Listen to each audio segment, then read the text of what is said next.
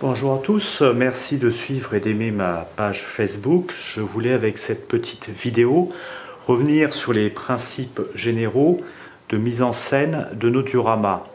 Principes qu'il convient de suivre si l'on veut rendre nos dioramas attrayants. Donc nous avions évoqué lors d'une précédente vidéo la nécessité de disposer son diorama avec des plans. Un premier plan, un plan principal, un arrière-plan. Bon, là, ce diorama est très plein parce qu'on essaye de mettre un maximum de véhicules et de maquettes dans un minimum de place. Et le premier plan, finalement, c'est cette maquette de l'Austin Tilly. L'Austin Tilly qui est placé donc devant le plan principal qui est le char Churchill Crocodile. L'Austin Tilly est censé donner une impression de mouvement. C'est-à-dire qu'on doit imaginer que l'Austin Tilly va doubler le char Churchill Crocodile. Donc, premier plan, un véhicule plus petit, prend le principal, la maquette principale, le Churchill. Troisième plan ou arrière-plan, les bâtiments.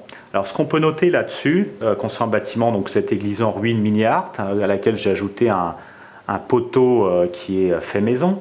En fait, il y a deux éléments de hauteur, donc le morceau d'église, et puis ce pilier. Il s'agit en fait de faire un rappel avec le pilier, de faire un rappel de l'élément principal et de donner deux éléments en hauteur qui vont comme encadrer la scène. Bon, au milieu de l'arrière-plan, on a donc l'élément mini-art qui a été conservé avec des figurines. Et si je tourne en fait le diorama, nous allons découvrir une deuxième scène avec des figurines. Élément extrêmement important aussi à suivre comme règle pour nos dioramas, c'est que les éléments du diorama doivent toujours être en biais par rapport au cadre. Parce que si on met parallèle au cadre, ça va vraiment donner une impression statique, une impression de maquette rangée dans un cadre. Non, il faut absolument que les éléments soient en biais pour apporter du dynamisme.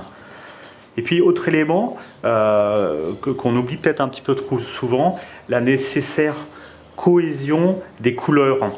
C'est-à-dire que c'est comme lorsqu'on s'habille, en fait, pour un diorama, il doit avoir 2 ou 3 couleurs principales, alors qui vont revenir, qu'on va voir un petit peu dans tous les éléments. Donc les couleurs principales, il y a la couleur de la brique, ça on ne peut pas la changer. Et cette couleur un petit peu marron kaki, dans des nuances marron kaki, qui est donc le sol de rue pavée, qu'on va retrouver finalement dans l'Austin Tilly.